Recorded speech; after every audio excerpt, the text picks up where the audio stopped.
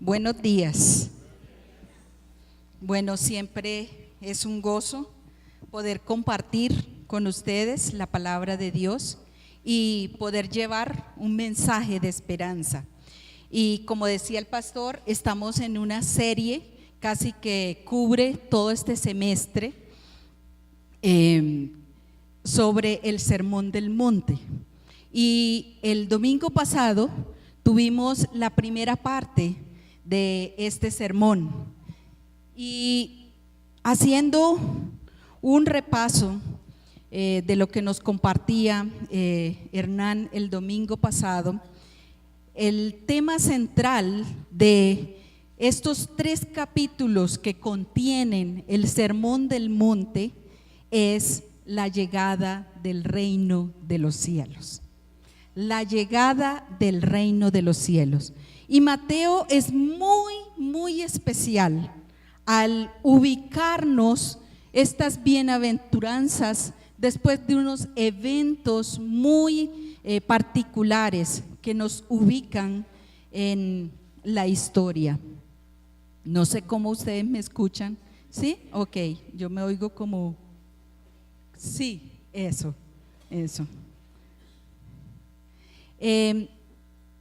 Antes de entrar al versículo que nos corresponde, dice que estos valores de este nuevo reino que Dios trae me parecen muy particulares, porque dice que los que entran a este reino de los cielos son los vaciados. Eso fue lo que vimos el domingo pasado. Los vaciados espiritualmente, los que están en bancarrota, los que reconocen su necesidad de Dios, esos pueden entrar en el reino de los cielos. Pero en las siguientes bienaventuranzas también vamos a ver que entran los que aman la paz, los que practican la justicia o los nacidos de lo alto, como dice Juan en su conversación con Nicodemo. Entonces, los valores de este nuevo reino que se está acercando al mundo, el cual Mateo quiere dejar registrado, son diferentes a las normas y opuestas a los valores de este mundo. El reino de Dios coloca toda autoridad en la persona de Jesucristo. Y eso está escrito en Mateo 28, dice: toda autoridad me es dada en el cielo y en la tierra. Y esas son palabras de Jesús después de la muerte y la resurrección. Entonces, este nuevo reino de los cielos coloca como autoridad suprema a Jesús. También tanto Mateo como Lucas nos dicen que esta llegada del reino de los cielos viene como cumplimiento de una promesa en Isaías, que dice que el ungido vendría con unos propósitos muy particulares y los vamos a ver en estas bienaventuranzas. Y cuando Lucas registra la relación del mismo texto de Isaías 61 en el capítulo 4, él dice, Jesús leyó el texto y dijo: el ungido, el Mesías, vendría a anunciar buenas nuevas a los pobres, a sanar los corazones y muchas otras más. Pero al final de su lectura, él dijo: hoy se ha cumplido esto delante de ustedes. Esto nos sirve como piso para poder estudiar las bienaventuranzas, saber qué es las normas del nuevo reino de Dios y que en ese nuevo reino Jesús el Hijo es la autoridad. Mateo ubica el texto después de varios eventos de Jesús: el bautismo, donde se escucha la voz, este es mi Hijo amado; después de la tentación, cuando Jesús sale victorioso y empieza su ministerio público. Al iniciar su ministerio público, Él dice: el reino de los cielos se ha acercado. Y empieza a haber milagros, empieza a expulsar demonios de las personas que estaban poseídas, y sus enseñanzas empiezan a ser escuchadas y mucha multitud empieza a seguirlos. Y así inicia el capítulo 5 del cual estamos estudiando. Mateo capítulo 5 dice: Jesús vio una multitud, ya ha escogido unos discípulos, y este es conocido el sermón de la montaña. Su primer círculo, los discípulos, pero la multitud también va a escuchar lo que Jesús va a enseñar. Hernán el domingo nos compartía: bienaventurados, viene del latín beatus o del griego makarios, que significa bendición. Son benditos, recae sobre ellos algo especial, una fortuna. Yo decía, ¿cómo poder definir este término que nos permita degustar y comprender la profundidad de la bendición? Y hoy nos corresponde el versículo 4, que dice: bienaventurados los que lloran, porque ellos recibirán consolación. Los invito a que en esta mañana veamos cuál es la razón por la cual son bendecidos los que lloran. Y en primer lugar, y ustedes que tienen los bosquejos, en primer lugar lo que vemos es una gran paradoja. ¿Por qué lágrimas y por qué gozo? ¿Por qué llanto y por qué gozo? ¿Por qué es feliz el que llora? Parece un mensaje absurdo, pero la clave está en descubrir por qué lloras. Porque no es por cualquier motivo. ¿Por qué lloras? En primer lugar, allí en ese punto básico, es cuando tus lágrimas y tu dolor son producto del reconocimiento del pecado. Cuando mi dolor y mis lágrimas son producto del reconocimiento de mi propio pecado. Esto es conectarse con el corazón de Dios.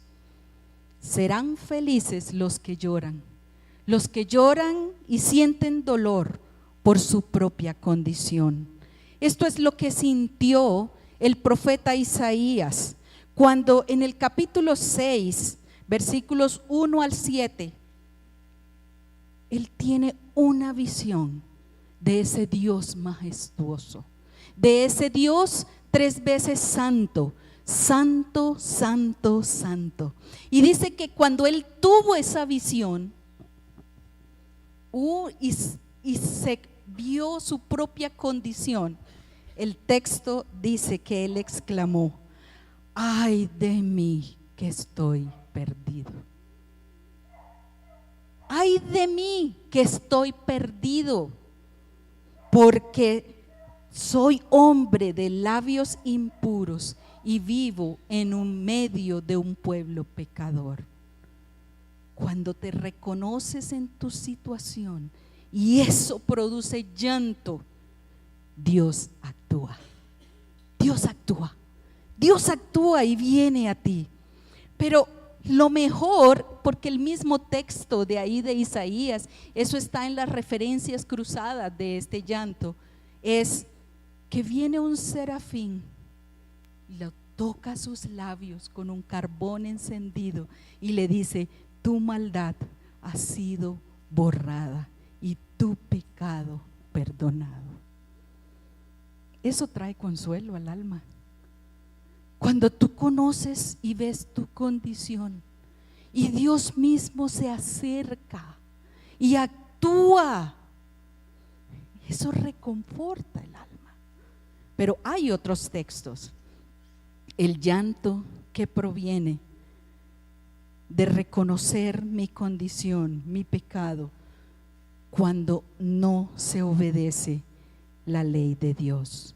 El salmista, en el Salmo 51, David, después de haber, yo digo, no sé, a veces suena eso fuerte, pero sí fue así, haber mandado matar a Urías, el esposo de Betsabé. Y él al principio no reconoció su pecado, pero después de que el profeta Natán le cuenta toda esta historia, que no la voy a relatar, él reconoce su pecado y él dice: contra ti solo he pecado.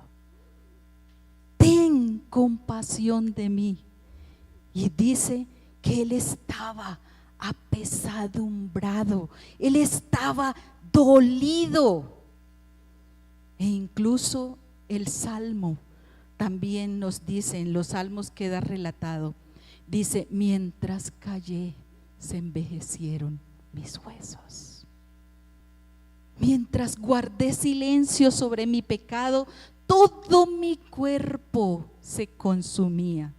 Pero cuando fue movido al arrepentimiento y vino un cambio, él se liberó y trajo salud sobre su cuerpo, pero salvación y consuelo para el alma. Esas lágrimas, el Señor las recibe, las lágrimas que provienen de un arrepentimiento, de reconocer mi condición. Eso mueve el corazón de Dios en tu favor, en nuestro favor. En la historia de la Biblia encontramos muchas historias en el Nuevo Testamento donde personas reconocieron su condición y fueron y recibieron perdón y fueron enviados a casa en paz y en tranquilidad.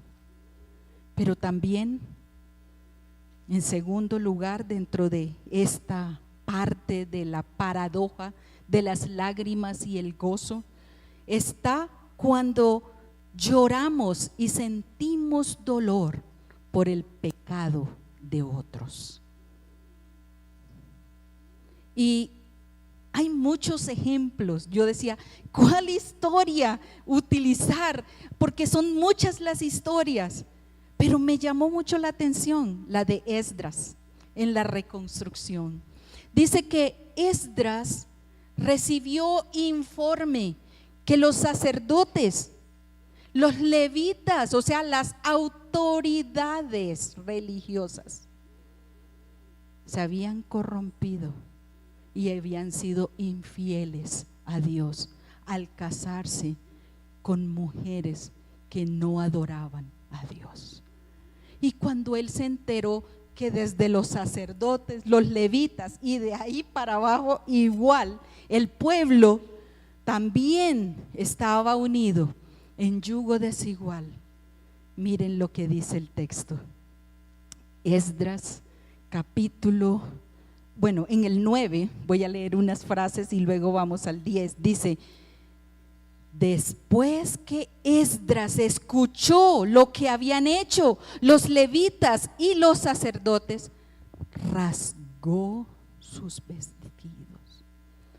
Dice que se arrancó con la mano, yo estudié, los pelos de la barba. Era como para, ay Dios, ¿por qué te hemos ofendido? Yo creo que nosotros no actuamos así. El judío, así como en el duelo se revolcaba, también en el dolor por el pecado. Cuando había arrepentimiento, externamente veías el arrepentimiento. Y dice que Esdras, su dolor y vergüenza eran tan profundos que no podía levantar su cabeza delante de Dios. Yo dije, wow, Dios, yo creo que yo he visto pecado. Como consejeros hemos sido objeto de confesión de pecado y yo no me pongo así, pero deberíamos dolernos por el pecado de otros y clamar al Señor por misericordia. Luego Esdras no se quedó allí.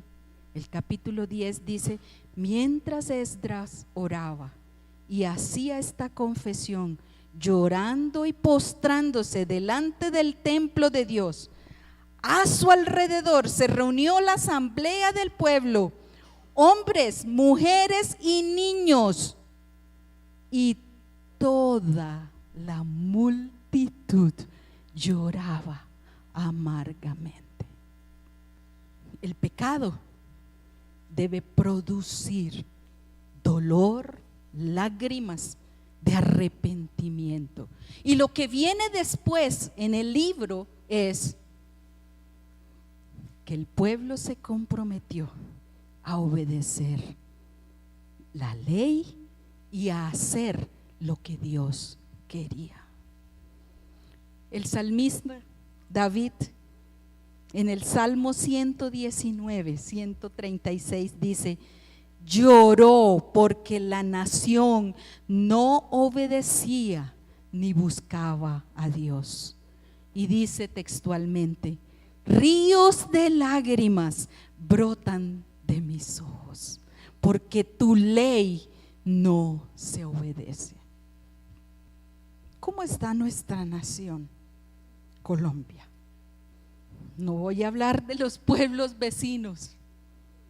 Nuestra nación, ¿cómo está? Nos hacemos llamar una nación católica y apostólica, ¿cierto? Y eso es en el sentido universal. Mire que en ese sentido es correcto. Seguimos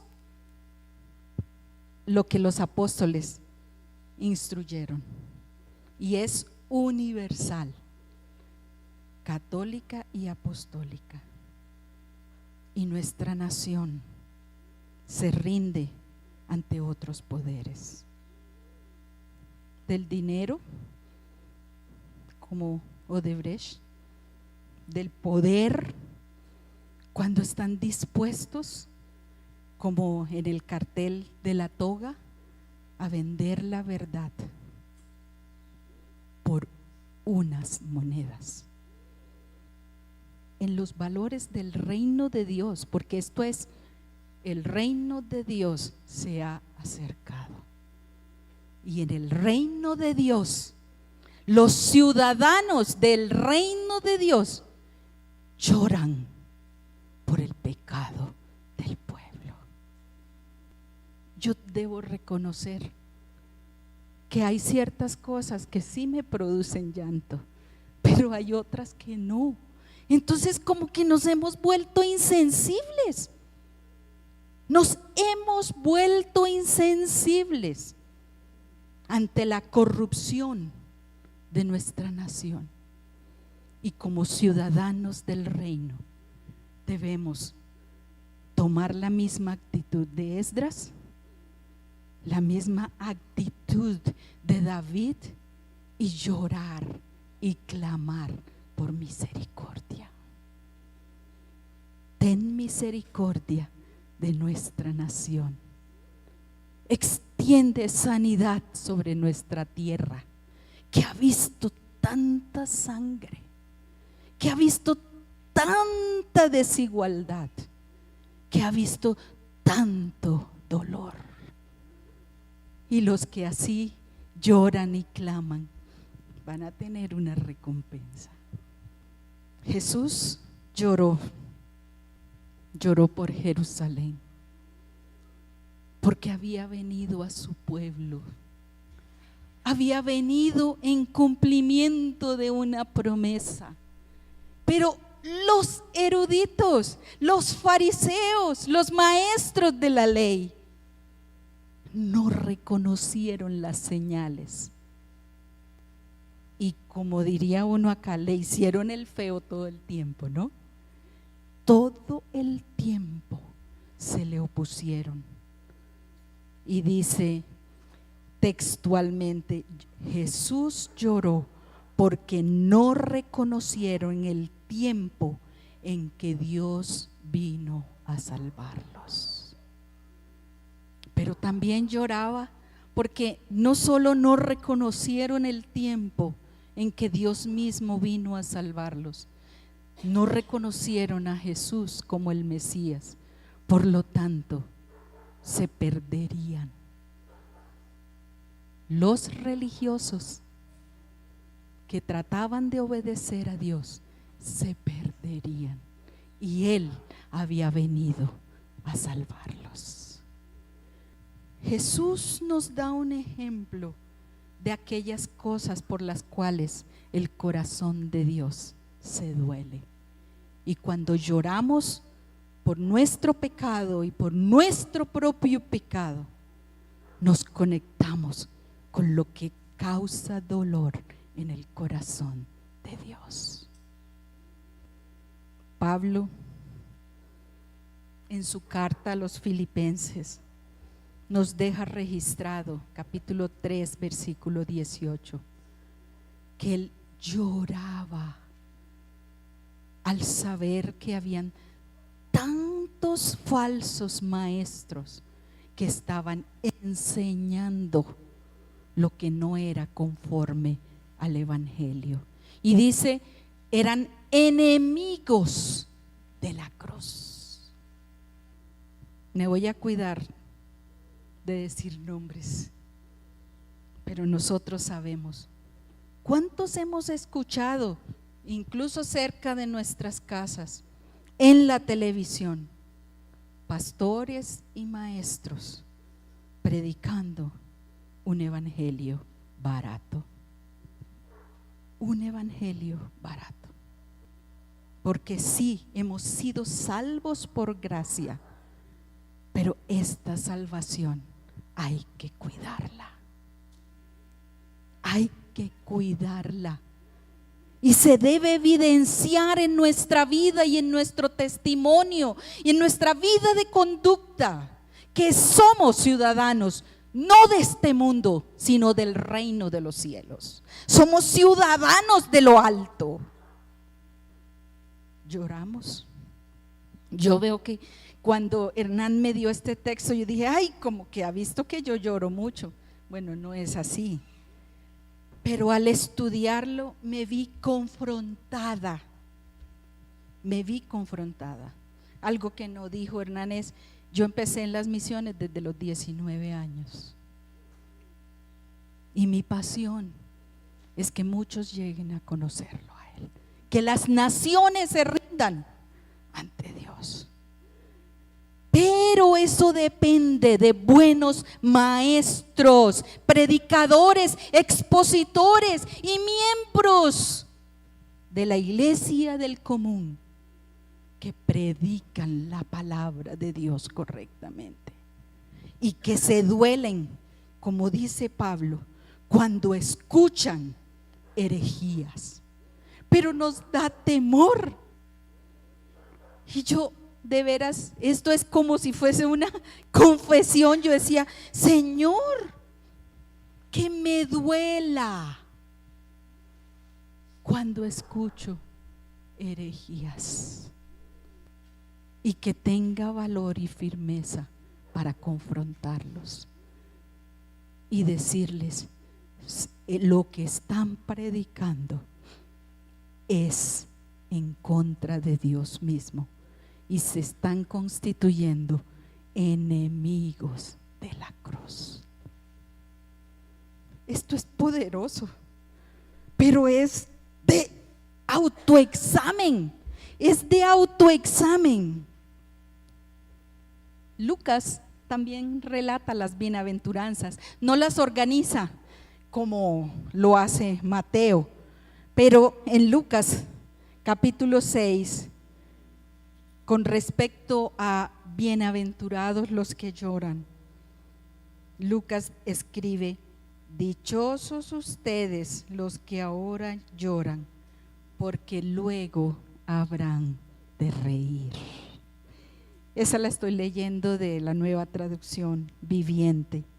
Y hay de ustedes los que ahora ríen, hablando de los falsos maestros, porque viene un día en que derramarán lágrimas. No lo digo yo, lo dice aquí la Escritura. Pero esto es un mensaje fuerte. Es un mensaje fuerte. Pero este mensaje no termina allí. La segunda parte de este versículo es: alégrense y salten de alegría, porque les espera una gran recompensa. Ay, Dios, yo dije, ay, gracias, Señor, gracias. Está en el mismo texto, pero lo vamos a mirar también a través de otras referencias cruzadas. La respuesta a los que lloran por el pecado propio, por el pecado de la nación, a los que sienten dolor por aquellos que no caminan conforme a Dios, el gran regalo es la consolación realizada por Dios mismo. Dios mismo se acerca al que sufre. Dios mismo viene y te trae consuelo. Dios mismo viene y te fortalece. Y yo digo, qué mayor gozo que mi dolor y mi llanto mueva a Dios a acercarse y abrazar. La mejor alegría, la más grande alegría, dicha y gozo y bendiciones para el pecador que se duele y reconoce su condición, recibir el perdón total de sus pecados. ¿Cómo podremos pagar eso? Gracia, gracia de Dios, es impagable. Pero Jesucristo, cuando estaba anunciando que el reino de los cielos se había acercado, quería ofrecerle a su auditorio: si ustedes se arrepientan y deciden cambiar de su mal camino, yo con mi muerte en la cruz borraré todos tus pecados, toda tu desobediencia, y tu vida será bendecida, porque contarás con el favor de Dios. Esdras, el pueblo después del arrepentimiento, contaron con el favor de Dios. David, cuando se arrepintió, contó con el favor de Dios.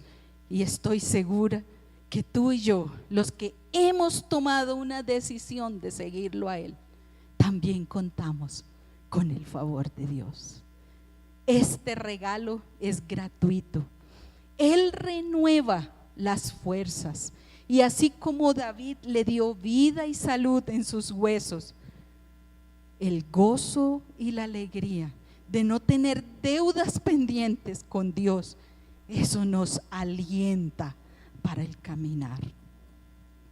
La mujer que llegó a los pies de Jesús y con sus lágrimas lavó los pies, y luego con su pelo secó los pies de Jesús, que nunca se atrevió a mirarlo. Dice la Escritura que fue enviada a casa en paz. Y le dijo: hija, tu fe te ha salvado. Recibir la paz de Dios es el más grande regalo de consolación para el alma del pecador. El hijo pródigo se fue hizo lo que quiso, desobedeció a su padre, pero cuando él tomó la decisión de volver al padre y pedirle perdón, el padre abrió sus brazos y le dijo: ven, hijo. Jesús ofrece lo mismo al pecador hoy. Todo aquel que llega a él y reconoce su pecado, él le dice: hijo, tus pecados te son perdonados, tus derechos son restaurados. Hija, tus pecados te son perdonados, todos tus derechos son restaurados. Eso es consolación, eso es bienaventuranza, eso es ser bendecido. Pero también la segunda parte de la profecía de Isaías, y no quiero dejarla por fuera, hay una parte de Isaías 61 que dice que Jesús vino también a sanar los corazones heridos, que Él vino a vendar los corazones y a consolar a todos los que estaban de duelo, y Él vino a confortar a los que sufren. Y a todos ellos, de la misma manera, es Dios mismo quien se acerca. Isaías dice: como una madre consuela a sus hijos, así los consolaré yo. ¿Estás sufriendo por injusticia, maltrato, abuso? Porque todo eso forma parte de dolores de esta caída, de este mundo pecaminoso. Dice que a los que están en dolor, que tienen el corazón roto, Él ha venido a cambiar el cilicio, que era lo que usaban los israelitas cuando estaban de luto, por cánticos de alabanza. Y puedes quitar tu vestido de luto y usar el vestido de fiesta. Eso es lo que trae la consolación de Dios Padre. Y ese es el corazón del Padre, y es el regalo grande que tiene para ti y para mí. Jesús, al anunciar que el reino de Dios se había acercado, estaba dando inicio al mayor y más grande regalo para la humanidad. En este reino, el que llora recibe gozo, el gozo de tener su relación restaurada con el Padre, el gozo de ser consolado por Dios mismo, el gozo de recibir un vestido de alegría en vez de uno de luto y de dolor. Y Él quiere que hoy también entreguemos nuestro dolor, nuestra angustia ante Él. ¿Por qué sufres? ¿Qué trae dolor a tu corazón? ¿Cuál es tu dolor hoy? ¿Cómo te sientes al saber por la palabra que Él mismo consuela a todo el que sufre y llora? Es una reflexión personal, es una invitación a llegar ante Él y recibir de Él ese regalo precioso de la consolación, que es una bendición. Termino con esto. Jesús y Dios Padre, Él te consuela hoy, Él te fortalece hoy, recibes su bendición hoy en esta vida. Pero, y eso me fascinó cuando lo leí en las referencias a los textos que me mandaba, es la restauración futura. de un reino establecido totalmente, donde ya no hay, donde hay ausencia de dolor y de lágrimas. Y yo pienso que muchos anhelamos que ya se establezca completamente el reino de Dios, para que ya no haya dolor ni lágrimas. Pero estas son las paradojas. Es el hoy lo tenemos todo, pero todavía no, falta algo. Apocalipsis 2, 3 al 4 dice que en el reino de los cielos, en el cielo nuevo y en la tierra nueva, no habrá injusticia, no habrá más llanto ni dolor. Y Dios mismo, ¿qué dice? Enjugará nuestras lágrimas. Nosotros en los retiros de cautivante hablamos mucho del texto donde dice que están guardadas en la redoma, como es en el frasquito de aceite. Tus lágrimas y tu dolor son vistos por Dios. En sus hojas tienen 2 preguntas, yo las he mencionado, pero quiero invitarlos a que oremos. Y quiero dirigir mi oración usando algunos versículos del Salmo 56. Porque después de escuchar este sermón, yo no sé ustedes, pero yo misma que hice el estudio, tengo que llegar ante Dios y pedir perdón. Pedir perdón por mi propio pecado. Pedir perdón porque no sufro ni me duele todos los pecados de nuestra nación. Como que algunos sí y otros no, pero esto no es selectivo. El corazón de Dios sufre y llora cuando un matrimonio se destruye. Lloras tú porque amigos cercanos a ti, sus matrimonios se están destruyendo. Por nuestros hijos lloramos cuando les hablamos y les mostramos el mensaje y ellos deciden caminar por otro rumbo. Pero deberíamos sentir el mismo dolor por los hijos de todos cuando no caminan con Dios.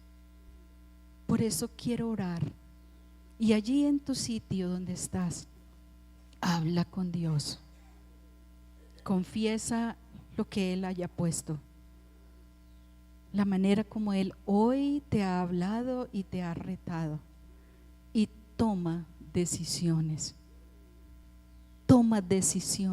de obediencia a Dios, porque Él vendrá y te consolará. El llanto que viene de arrepentimiento trae salvación.